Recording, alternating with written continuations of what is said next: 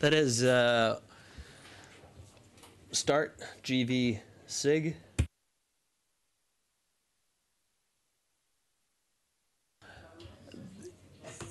You have the portable version 1.72. Otherwise, it's got to be 1.10 onwards.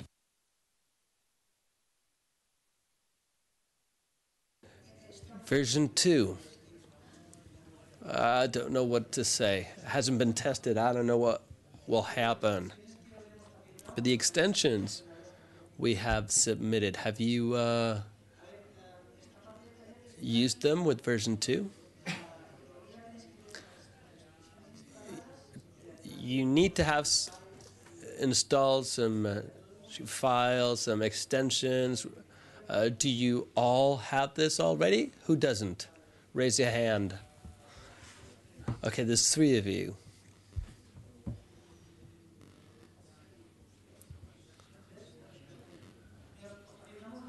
Okay, we're going to give you a pen drive. We have to begin, but you should install the extensions and other files.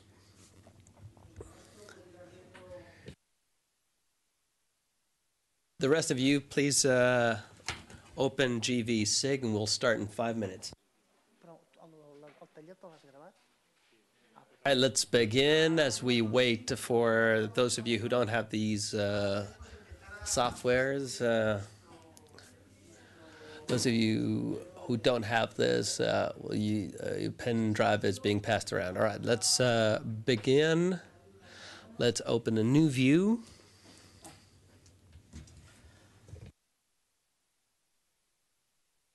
In the handout, you have a folder called Datos de Ejercicio, exercise data. Let's open this folder. You see Topográfico de Ciudad, city topography, and load all the layers. As for projection, 23031. This is for the Barcelona area datum. 23031. We click OK.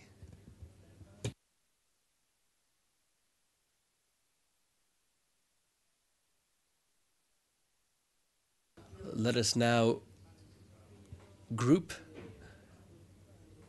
together all the topography information in a single layer, and we will call it topográfico, topographic in English. So we have all the topographic information in this folder. Let's see, color code. We'll try to use a light color, so the information is shown more clearly. Okay, so we have the different layers in here, and they all relate to layers, typical layers in any town plan. Well, the different building numbers and different landmarks and so on. Okay, then we have the street plan, and once we have this topography layer, we will then load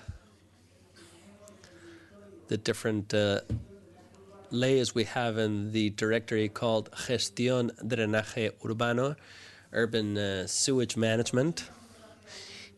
If you make a mistake, delete something by accident,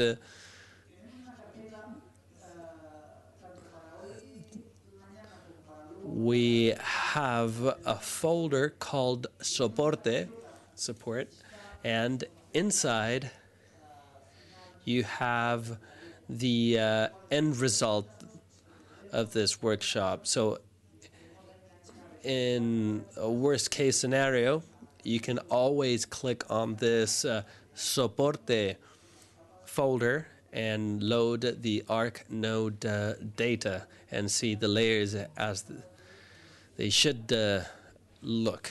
So let us begin with these ARC and node folders. Let us group this also.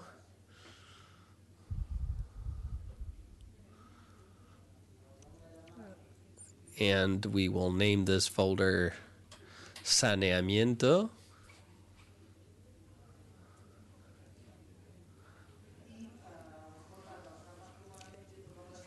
And to make things easier,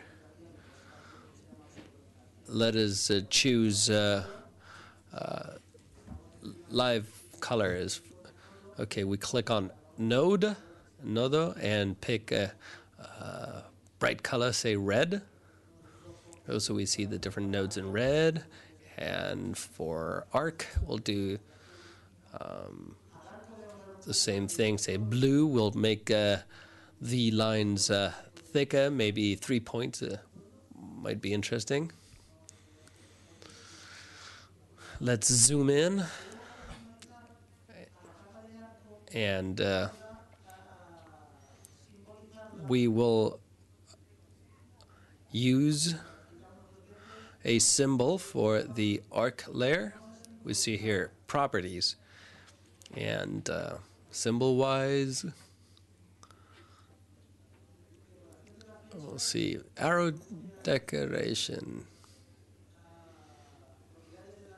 layer properties, select symbol, properties, arrow decoration,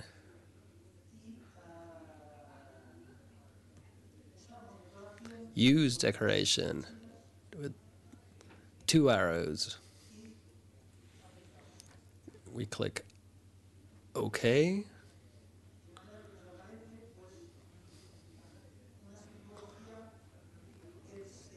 So we see the digitization direction, but this has been designed pointing at the direction of water, whether it's upstream or downstream. Maybe we could make the arrows thicker. Size, let's say 14.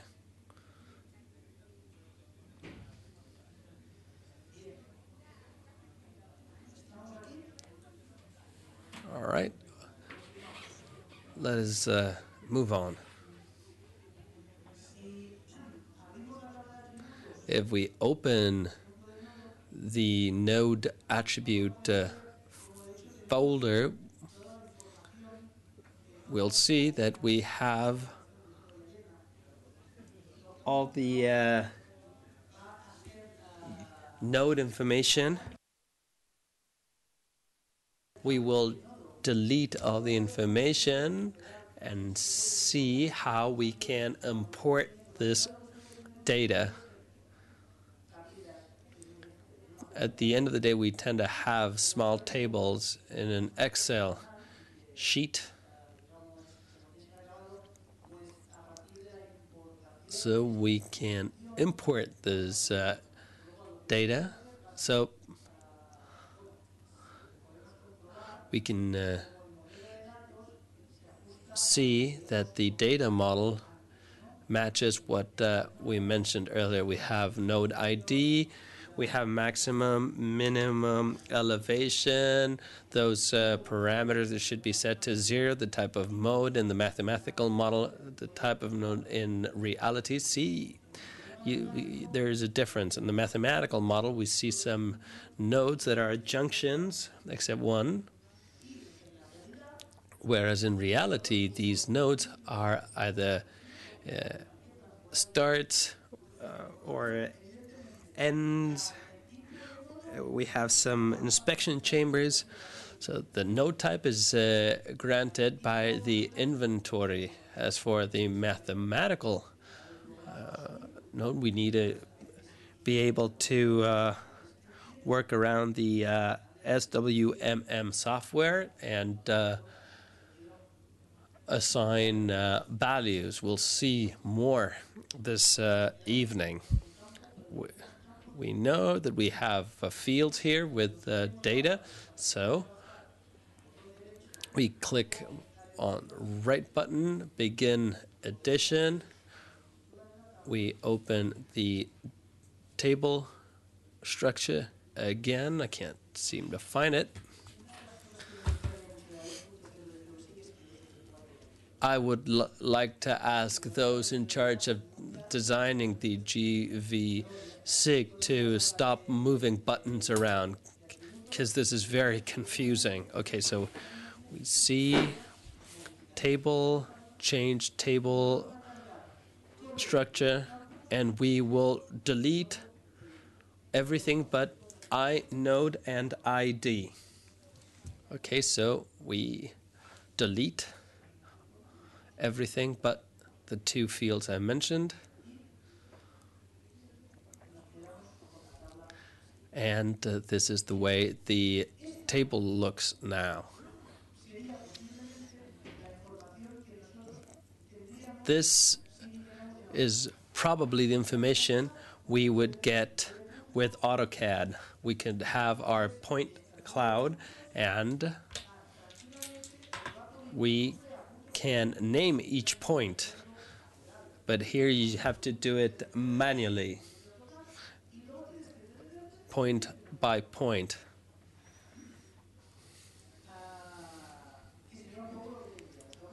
That's what we have, right? Name and ID.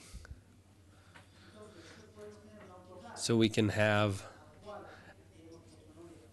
an AutoCAD, and we can use the MS Link. We have this microstation with the gvSIG to complete this information. So we leave the table open, everything is open, and we open the free office in our desktop, and we open the calc, the spreadsheet calculation software.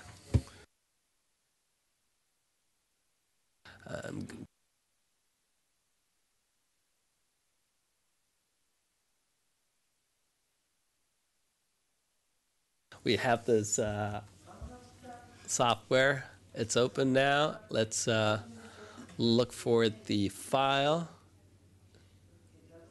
It's inside this folder, Datos de Ejercicios, exercise data. And you have Datos Arco, Datos Nodo, ARC, and node data, respectively.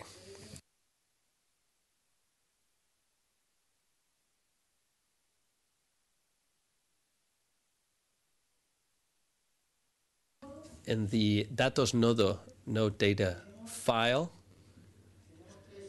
you have three little tabs: node, nodo dato, nodo estado. The latter would be node status. We open the node tab, nodo, and here you have all the information from the node table, because someone has registered all of these values in the field. This is not really so, because the depth, which is the difference between maximum and minimum elevation, you have a subtraction. We've done this in the spreadsheet. We can use the gvSIG calculator. But to avoid geoprocesses, because we could be here all day, we take for granted that we have all the information. If at the end of the workshop you have questions, we'll try to solve them. But we have all the information here. So this spreadsheet needs to have this format. One field with the header, because when we export to DBF, this header has the field value, and then the rest would be values. So just by going to File, Save As,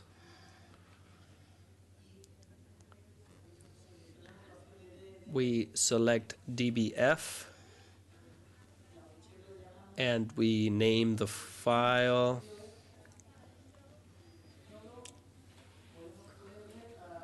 maybe node.dbf.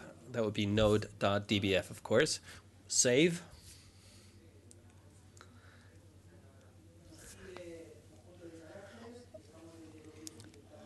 Set of characters, we'll say international. If on the data table we had some characters that are not used in English, we might try Portuguese or other languages which do include those symbols.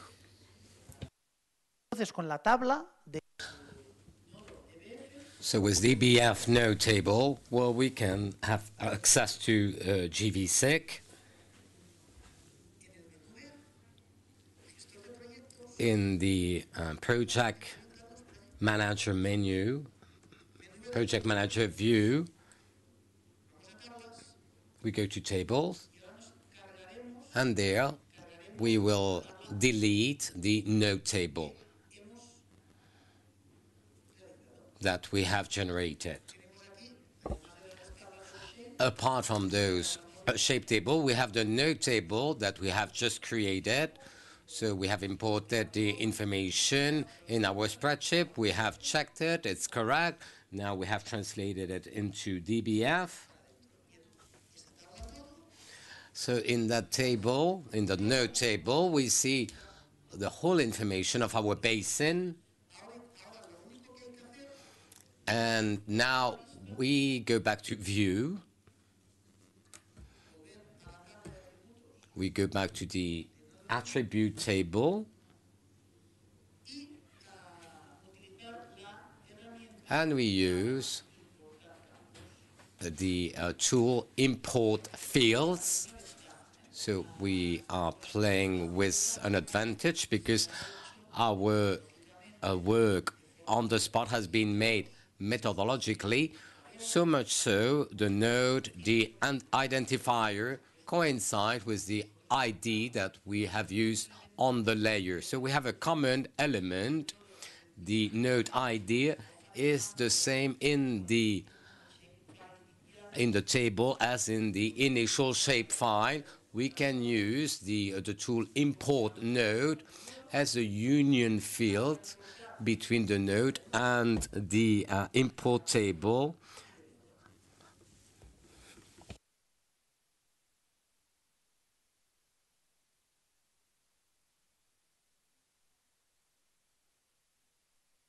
And to finish that process, we will select all the fields.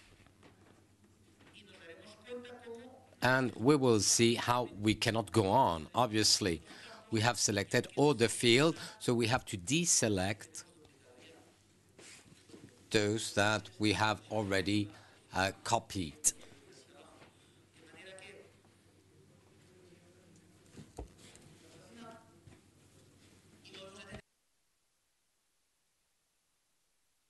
So at the end, we have a table full of information again. We save changes, we exit the table, and we finish the editing. That process might look simple or complex. It might look basic or not, well, depending on your profile, but it's a very good tool to import information from the field to our database. We are filling that base with information. It's very simple with the Office exporting from DBF the information that's well structured in our spreadsheet and following the right methodology and naming correctly the file. We are going to repeat the same process for ARC. For ARC, we start editing.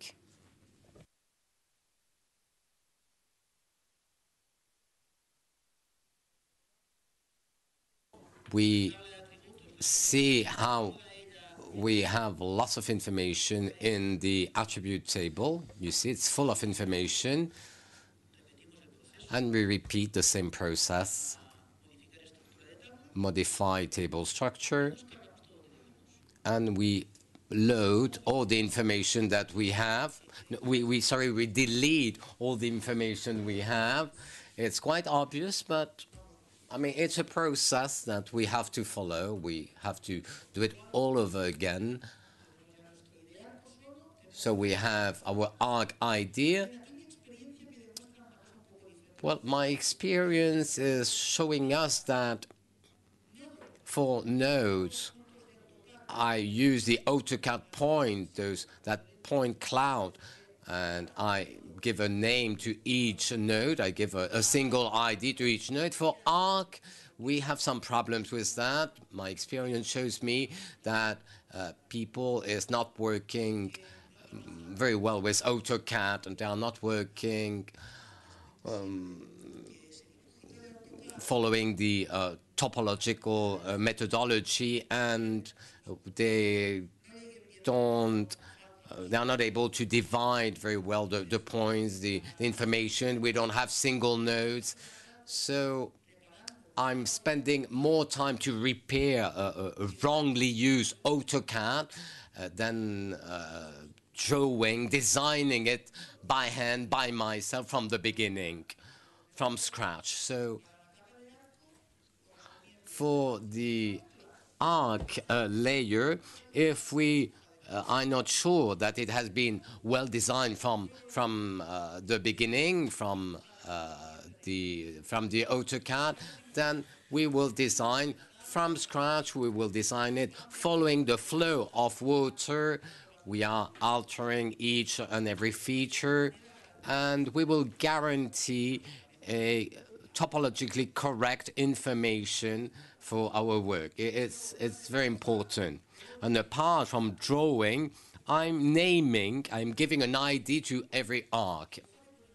So it's a lot of work, but it's the only solution, because if we are using MicroStation and if it has not been well done, well, I think that we should all do it. It's a step that we have to follow. If the design is well done, then we can jump over that step. Now we have a ID to the arc, and I repeat the process. I go back to the Office sheet. I have the arc data.ds. I have 3 tab, arc.dat, arc.s. I keep the arc.dat table. For arc.dat and arc.s, it's more or less the same, so I'm not going to repeat it, not to spend too much time on that. So I take arco here on the screen, and I save as. I repeat the process. I name it a dbf.dbf, and I name it arco. I save dbf using the Central Europe International typography. I go to gvSIG. I load the dbf that I have generated with this project manager. Table, new, add, arco dbf.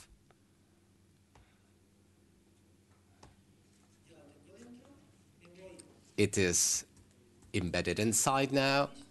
I go to View. I open the attribute table of Arco. And there I can repeat the process to import fields. The union field is dbf Arco. I import the information from the Arco table.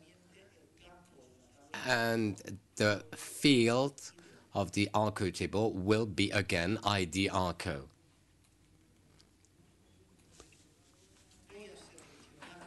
I select all the fields. And I cannot go on because, well, obviously some of these fields are in excess. So I select the repeated one, I deselect it, and that's it. One more time. I have, well, the table full of information, but at least now I know how to get that information. We are not going to spend more time on that because we are running out of time, but obviously, as I told you before, when we are starting with ID ARCO and we have to fill all the other fields and we need to use a GIS,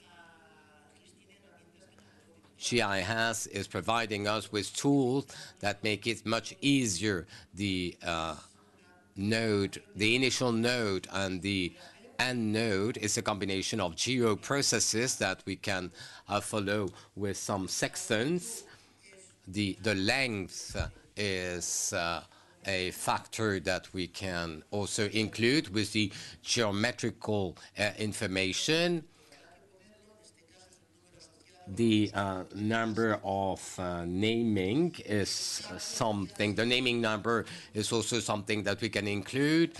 The different initial and final jumps can also be included according to the different distances in the well. The shape, the format of the pipe, well, it's an information that we can collect from the site that we are studying. The information should be in English because, well, you have seen that the SWMM guide has a list of geometries in English. We have also the tag fields. It will allow us to know exactly if it has a round shape, if it's made of concrete, etc. And we will be able to generate some document. Geometry 1, 2, 3, and 4. We go to the swim manual, swim guide, and we discover what are the values of the different geometries for those 4 fields in relationship with the shape of the pipe, and you include those values here. Information about the material, information about the slope, the elevation that has been calculated. We are not going to do it because, well, we don't have the time, but when you receive the slide, well, you will see that you just have to have a double link with the initial and final node. It's just a process of calculation that you can do it automatically. The flow information, the associated return after 10 years, the depth, the coating, etc.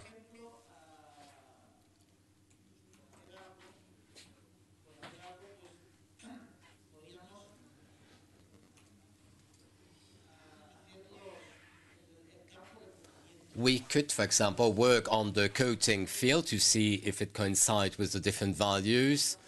So we click on the coating field, we calculate it, we go to the field calculator, and if we had the guide, we would see that the coating is the depth minus the geometrical height of the elements. So if the initial coating is equal to the initial depth minus the geometry 1, I say OK, I accept.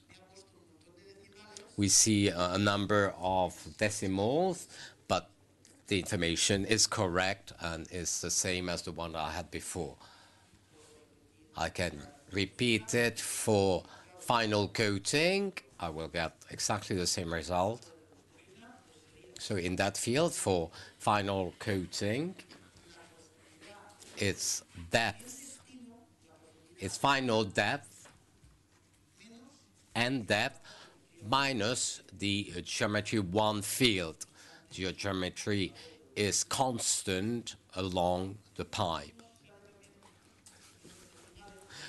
And we still have some decimal gvSIG from time to time is surprising us because geometry 1 is a field with only a single decimal, and the depth field provides us with 2 decimals, and well, it depends a bit of the column, but at the end the values are the same.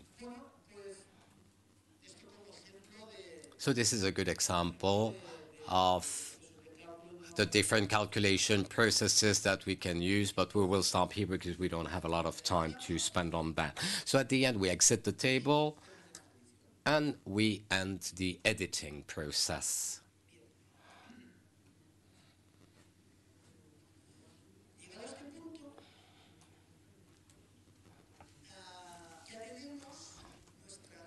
So now we have a full topology network with the information that we need.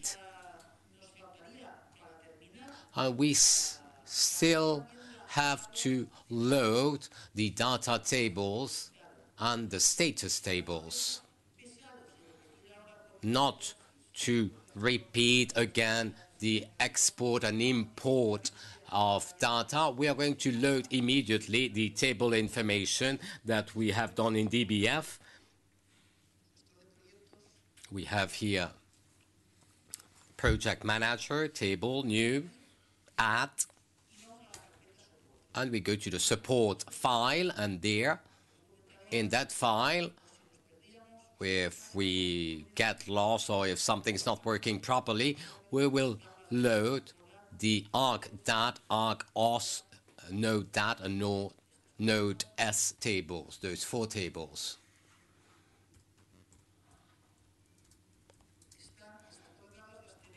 Those 4 tables are included in the management table in the support file.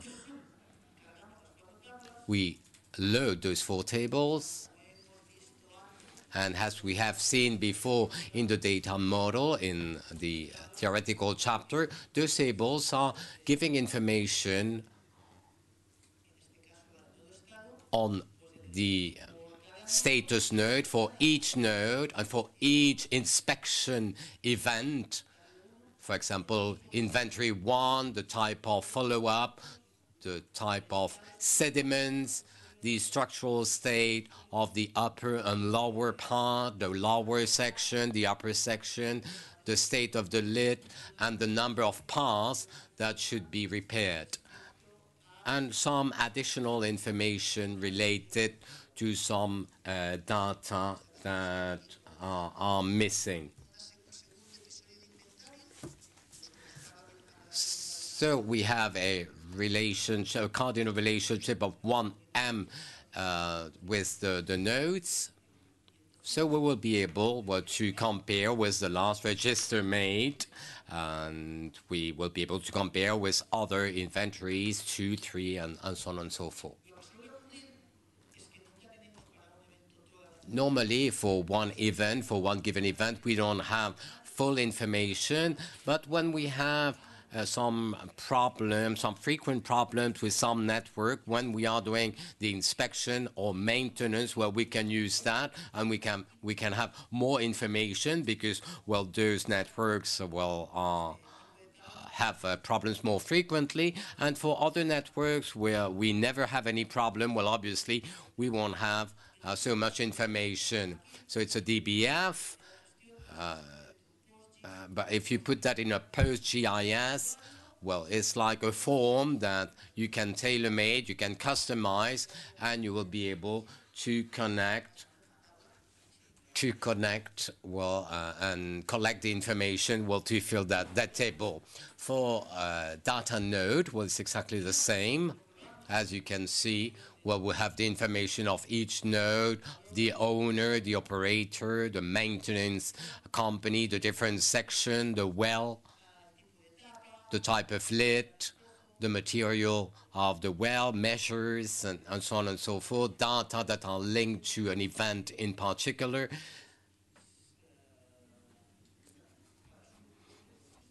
And we can use them for its management.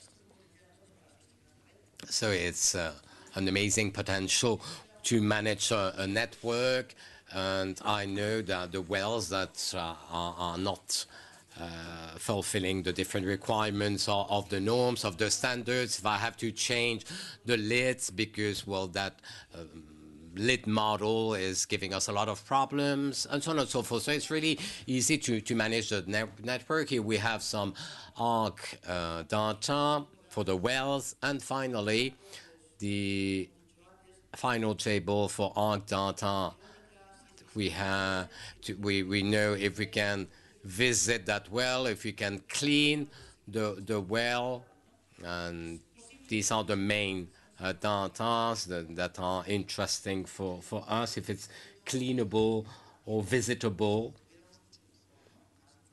So the more information we have, well, the easier it is to manage that system. So it is a network that's not real. We have designed that network to do some training and for events like the events of today.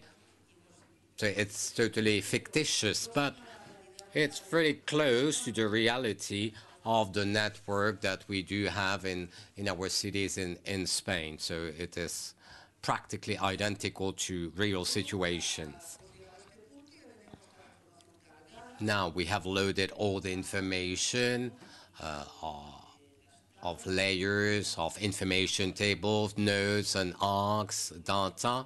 So we can start managing that information for our given system. The first thing that we can do, we close the project manager. The first thing that we can do, and it's very visual, you'll see, is to analyze the network with the extension. So we are going to zoom in to see on the screen the network. And we are going to generate the network topology, and we are going to analyze headwater and upstream and downstream. So with the ARC data, we go to Menu, Network, and we go to Network Topology. I think that you have received the network extension. I don't know if some of you has not received that extension and is not able to do the exercise with us. There are several people here that has not received the extension. Well, this extension is can be found in the gvSIG portal on the webpage of gvSIG. You can find it. So it's very useful to study road network, but for any network too, we can also use it for the sewage system or supply system. We are using ARC node topology. When it is well structured, well, you can use it for any kind of network. First, we have to create a file. It's a binary file studying all the different probabilities of connection between the different nodes, creating a matrix with different origin. We don't see anything, but we have to create that file to be able to consult it well later on. So we have to create it. First menu, we say yes to everything.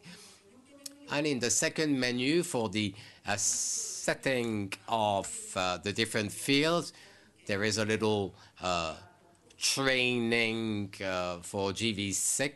So, but we're not going to use that. We're only going to use connectivity. So in that setting, we will select the field, the flow, and we will say that we need the direction field.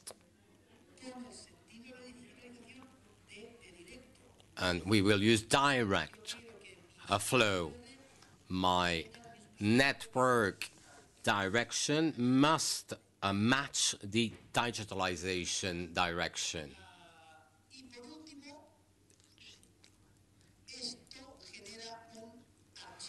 And this will create a binary file. And gvSIG never saved that in the project. This is why we have to create that file. We save it, well, where we want to save it, on the desk or in a folder in management, for example, and in that file, well, we will call it topology, topologia. It's a .NET.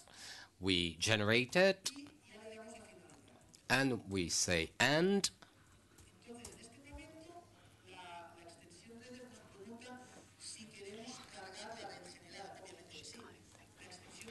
So the extension is dividing into two different concepts. So now we have generating the network. Now we are going to use that topology. So we have to load that network topology. We say yes to loading. That extension allows us to generate some road reports. So it's not necessary, but you need to select a field. And the one that we should use is the one given by the identifier of the different network section. Here we have the topology file generated and loaded. When we start a new project, as gvSIG is never saving this, we always have to go to network and load that file. But now it's already loaded. We have done it. We saved that file and now we're going to load that network file. We've done it, so we don't need to do it again. And from the network menu, we will only use the option connectivity. So we have other function in that menu, but we are only going to use that function to analyze the connectivity. We click and we have this window, this menu. We need an origin point. We are going to choose one on our network, this one, for example. And to that point, for that point, we want to know, according to the normal flow, we want to know what are the sections that have been affected, that have been suffering from any problem, any inconvenience. And, well, we are going to use a smaller arrow. We exit the menu. We double-click on symbols, properties, and we are going to use number 10 for those arrows, for the size of the arrows. I think that here we see much better. So we see downstream what are the different network sections. Now I can repeat it, and I can choose inverse direction, and it selects all the different elements that I have in the reverse direction. And I can check at the same time to see if there is a little problems of connectivity. You see here, it is not selecting the last section of the network. So it's giving me clues to see that I have drawn well, but not perfectly. So in this connectivity analysis, that's very interesting for the operation to know exactly, to see where waters are coming and going, but also for the editing and for the topologic correction to check errors and to look for errors. And here I see that there is a little connectivity errors that I should try to solve. I can repeat it with other network points. I can apply, well, the same process in the normal direction or in the reverse direction. Well, we erase selection.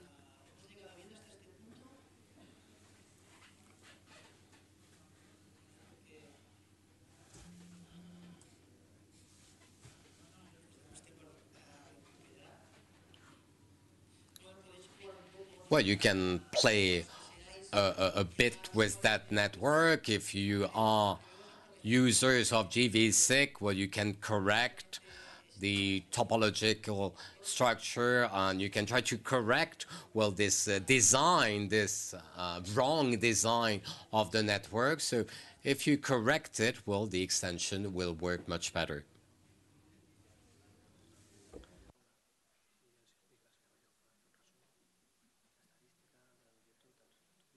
Vale.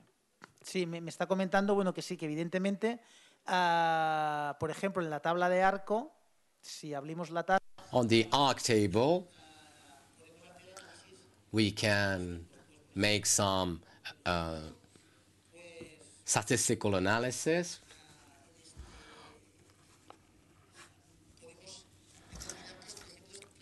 We can determine some length statistic, minimum, maximum, and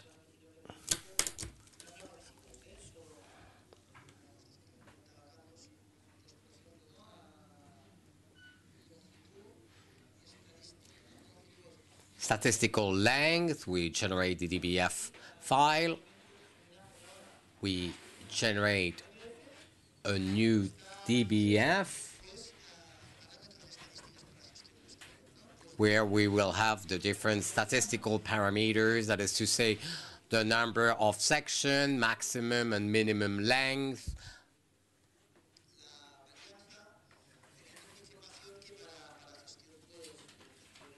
and that information can help us a lot with managing the whole system, the whole network.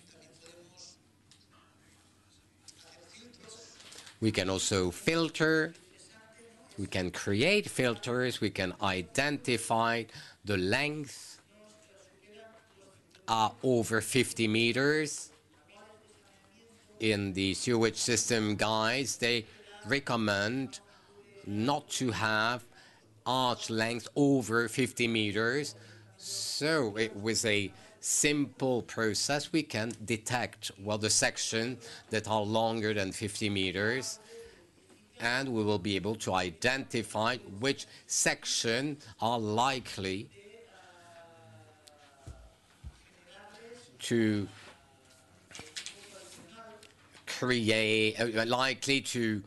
receive an added well, in order to manage better the whole system. So the GIS is a very interesting tool, very efficient tool to know exactly how to plan, how to design. We have lots of points, lots of information.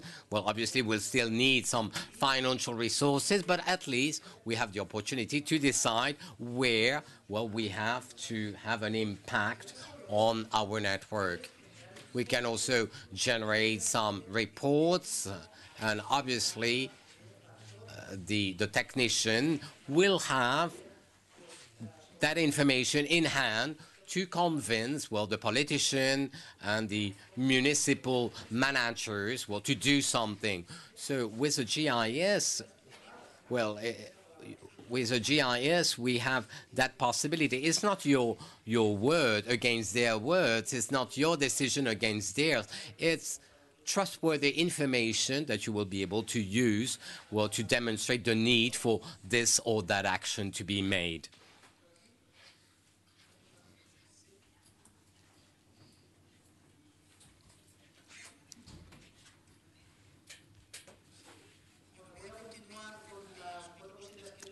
I will go on with the four topics left on the agenda. Other function for the gvSIG environment. It might also be very interesting for the management of a network, but also for municipal management in general, is the hyperlink. It's something very simple that we all know, but it's very useful here. So to activate the hyperlink, we go to the active layer, to the ARC ID. We will select the properties, the features, and we go to the hyperlink tab. Simply activating it, we will be able to link different directories as much as we can. Sorry, not directories, but fields. We will link the different fields. Here we are going to use one field in our text string, if you remember. No, it's impossible. We don't find the field link one. So before going on with the hyperlink, we open editing, we go to the attribute table,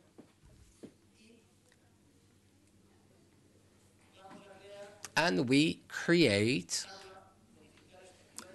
table, modify table structure. We create a new field that we will name link1. We add a new field in the table called link1.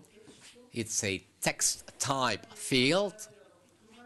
We give a maximum length of 254 characters because the file root might be too long, so to make sure that, well, we can write a full root, a full URL of our directory, well, we will do it like that. We accept, we save it, we have created it, and now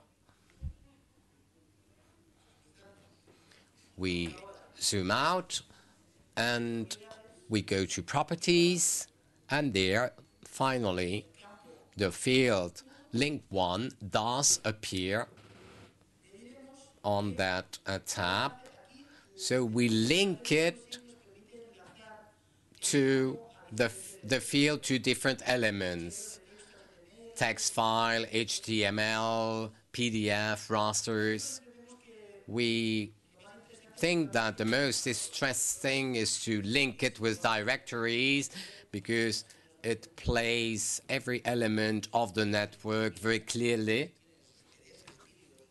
So we have PDF, videos, pictures. So we link it to we link the link1 with a directory. We accept. We go back to editing of the attribute table. And we define the route that we are going to follow, where we find the information of our file. To all the features, we will assign the same route, but we have also macros that will help us to create and generate directories, and we can also custom it. Now, all the features will have the same route. Which route? Well, for example, in my case, I want to go to the project route. I want to put it here where I have some exercise data. No, I will put it to the routes, but you can place it, well, anywhere you want. With Window Explorer, I select, I copy and paste the path. You see it here, copy and paste path. I go to gvSIG. I open the field calculator. I paste the full path. And I accept. All the ARC features of my network model will be linked when I activate the hyperlink to this directory. Well, obviously, you have to group what the features per street or according to the way you have structured your information. Here, I stop editing, I save changes. And now, I have prepared my network to work with a hyperlink. I use the hyperlink button and I can select a feature in particular. Well, here says not a valid file. Something is going wrong. Okay, I will repeat the operation. It's true. Spaces are not a good feature to work with that function. So I have to open addition again, the attribute table, and I have to go straight to what I do here. I will leave it on the desktop. My hyperlink will be linked to my desktop. That's it, I shorter it.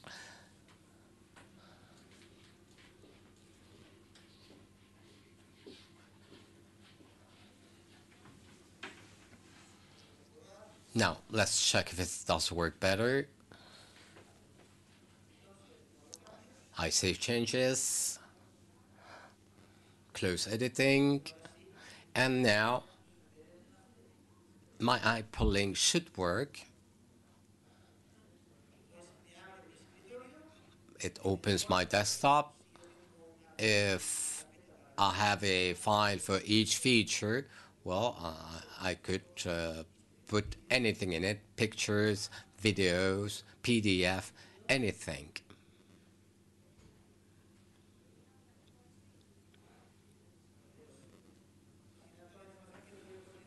Just imagine all the information that are contained in each directory. So I just have to custom the directory path and structure that information.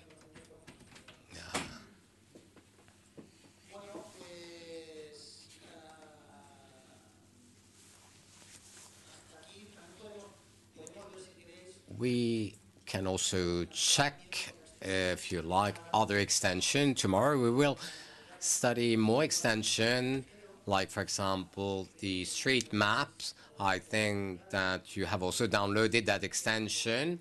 I think that this is something very useful to do some searches. First, I have to set it up. First, I have to decide what are the layers with the different numbers. For example, we have portal.shape, and what is the link field of those two portals, for example, the street codes.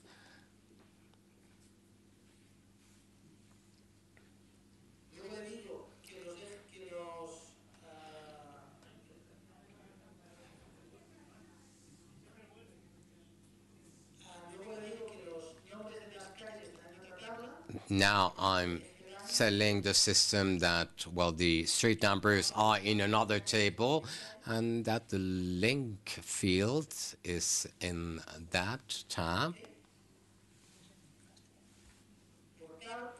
Portal, street code, G-line, I save settings, I zoom out, and I have prepared my extension to select any of the streets of the map, like, for example, Minorca Street,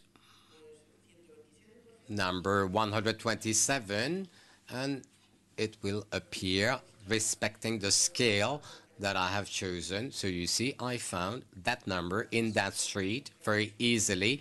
That extension allows me very easily.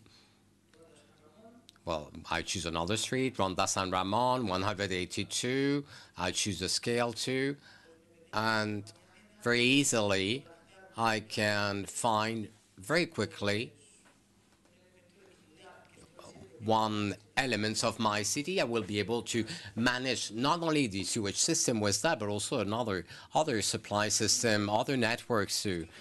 I insist it is one of the advantages to work on open source software. People have been working with geodata. Fran Peñarrubia has also been working on that. It's a person working with gvSIG for a lot of years now, so you can generate lots of different functions to your elements.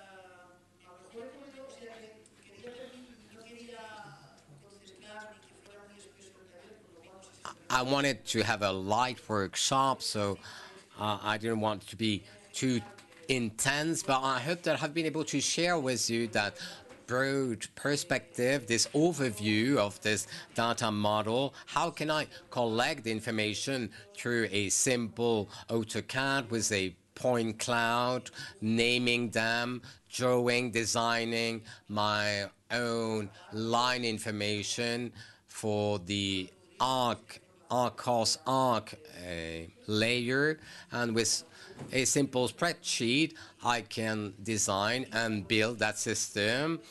And I finally have a arc node topology for my network, very well structured, and that's very useful to do what we've been doing up to now, that is to say a good management of the network and to plan all the management aspect. But it has also an added value that we will see this afternoon. gvSIG will allow us to have hydrologic analysis in detail of our cities, and we will be able to include that information and to analyze, well, that with a spreadsheet. I think that we have respected, well, the timetable. I think it's better like that, and we are inviting you to come back this afternoon. I don't know if you have any question on what has just been explained. Any question in the room?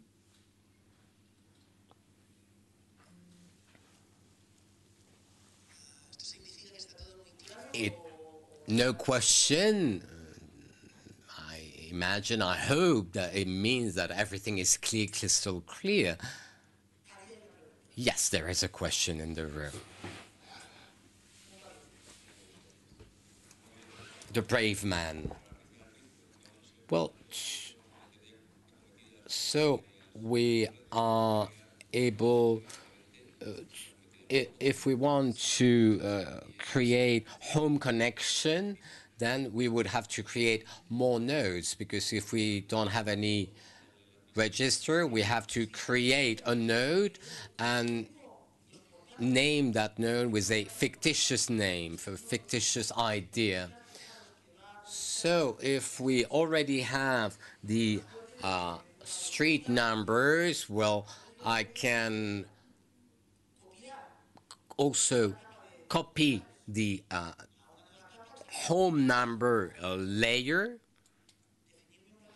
define a data model for the management of those home connectors, and they would be physical, they would be real, but that point can be at the door or can be on the pavement. It does not matter, but I know exactly where it is. And I will give a ARC ID to that connection, to that connector. They might be ARC, they might be pipe, but at the end, an ARC goes from one node to another node. So if you want to have it well structured, and well, finally, you don't know exactly where the arc is coming from and where it is going. So while you have a node that you can place anywhere, well, you have a building number layer, and with that data, well, you will be able to manage that system. I don't know if you have any other question. Well, with the available information, you can do a lot of things. What is very important is to link that connector to a network arc. And we have also connectors linked to some registration So, but you still need an arc, well, to make sure that you get the right coordinates. Any other question?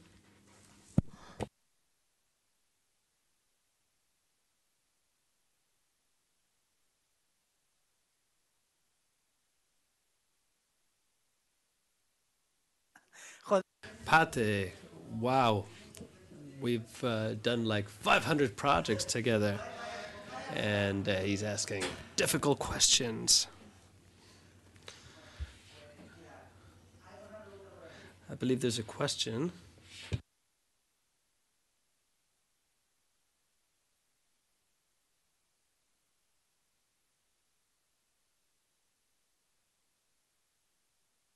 my question doesn't really have much to do with this tool, but the most complicated thing is to consolidate the topography to the future exploitation. So establishing that an arc goes from node A to node B. Do you have to do this manually, or in other words, can we make the most of the network connection extension? Well, the network extension will tell you about the errors. And speaking to Fran Peñarrubia, who is actually the person who produced this, you generate a .NET, it's a binary, you don't see anything, but you have start and matrix. You have to see where if you have a 0, then that should tell you there's a problem. Maybe Carlos, who's been using GIS more for many years, I'm going to give him the floor to see if he can give you further clues without having to use software other than gvSIG. I generally draw it, although sometimes I do get corporate GISs that are actually well done. You have to be very careful with arcs. The direction is important. As you mentioned, generally you get drawings that have not been accurately produced. I'm going to try to answer your question in the gvSIG realm. Number one, you have network extension, which has a slight tolerance that can allow you to adjust lines to nodes. I haven't tried it. And then there's another extension produced by Fran Peñarrubia, which is the topology extension. It's different. It allows you to create topologic rules and shows errors if certain conditions are not observed. And one can be, I think that first you need to use the topology extension to check the node arc connection, and then use the network extension to check the network. I don't have experience with this software. So if what you actually want to do is export to SWMM, maybe you don't need this topology correction, but the topology is useful because it will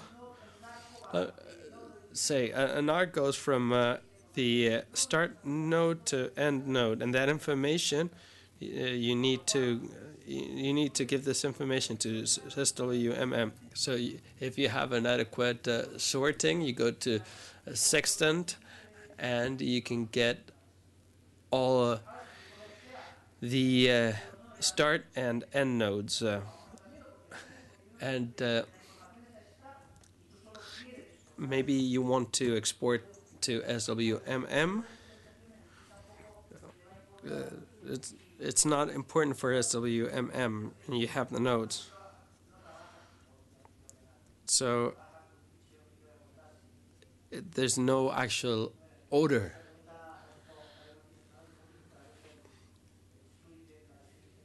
And maybe if you're interested, you could do that trick. But it's better to work in an orderly fashion.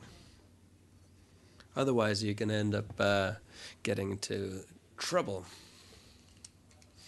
Any further question?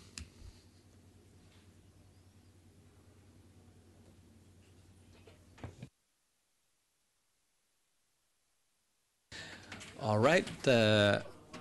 We have now finished this session. The second part of the session is going to be tough because hydro terminology and hydraulics in general is not an easy subject, but I'm sure that the afternoon or evening session